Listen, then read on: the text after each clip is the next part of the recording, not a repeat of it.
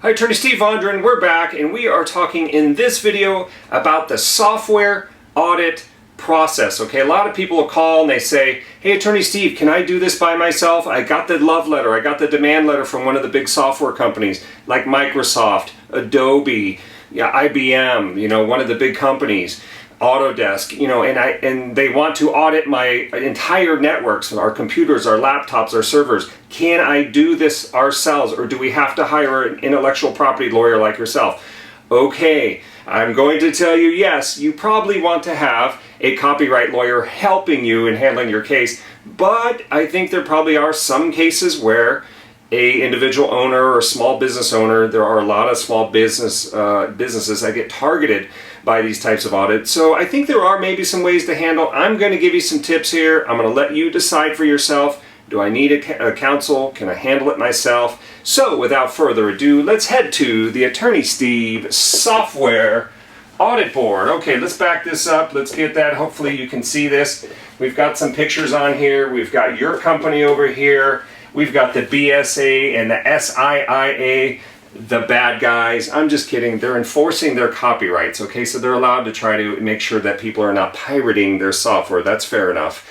But let's call them the BSA, the Business Software Alliance. You may have received a letter from them. This is the Software Information Industry Association, SIIA. That's a tongue twister for me.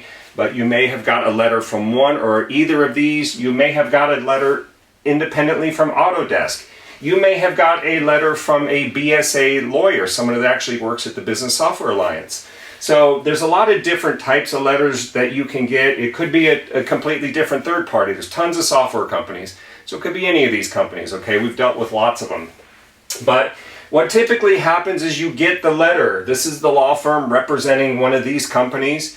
Typically you'll get one of these regional law firms that are here representing the software company, okay? So you may have companies like Weir Johnson, you may have Donahue Fitzgerald, you may have the Venerable, you may have Clemchuk, lots of different companies. We've dealt with most of them. Now you may get this demand letter, and the demand letter really is designed to just scare you. It's just designed to scare you because you'll probably see threats of federal copyright infringement, that you could be on the hook for $150,000 per infringed work. So in other words, if you have some Photoshop here and some Microsoft Office over here, 150, holy cow, that's 300,000. So these things can really add up if you don't watch it. So these letters can be very intimidating, especially if you're the type of company that knows. Some companies know they have infringement, some companies have no clue. And they say, well, we don't know what we have. But others, on the other hand, they say, yeah, I know we're probably about 5 or 10 short of this, or we're missing 8 AutoCADs that we're short, or we're not purchasing our CAL licenses, client access licenses. So there's lots of different scenarios. But like I said, you get the demand letter and you literally, most people freak out and they say, one of the things they say is this even real? Is this a real letter? Is this a scam? Some people have actually told me, I crumpled it up and threw it away because I thought it was a scam. And then a month later I got another one, and then I started looking into it, and I looked these firms up and I found out, wow, they are actually real law firms, real intellectual property law firms. So like I said, if you get one from one of the companies that I mentioned, public notice, don't just throw it away. Those are the real firms. Those are the real firms that we deal with. There are others. If you don't know, give us a call. We're happy to take a look and tell you what we think, okay? So let's go to our board now.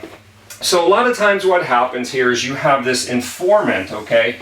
Two main ways. Some people ask me, well, how do they find out? How do I get on the radar of these companies? How do they figure this out?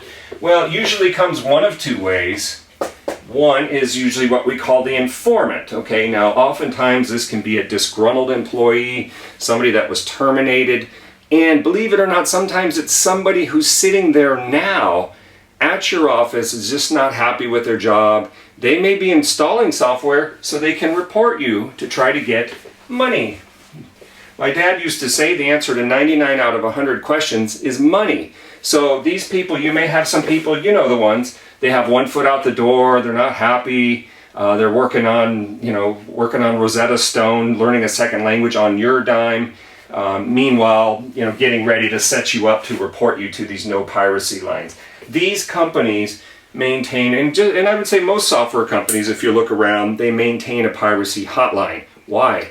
They want people to report violations of their copyrights, their licensing agreements. They want you to report software piracy, and some of them are willing to give you an incentive to do that. So there's always this financial incentive here, but one way they find out is through what we call the informant. Okay, so we usually like to take a close look. Who is it? Who are they? Are they talking to? Has this law firm ever met the informant? Has the BSA or the SIIA, have they ever met the informant? Because this is the person they're basing their hunt on, their search. Okay, they want to come in here and they want to search, if you can see this, your networks, your laptops, your servers, your company hardware. They want to see, they want you to go and report what you have. Okay, so this information is coming from the informant and usually nowhere else. So you want to look at the credibility of this person.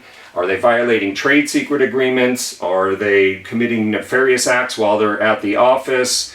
Are they violating a severance agreement? So these corporate policies and procedures, these are the things you have to look at with the informant, okay?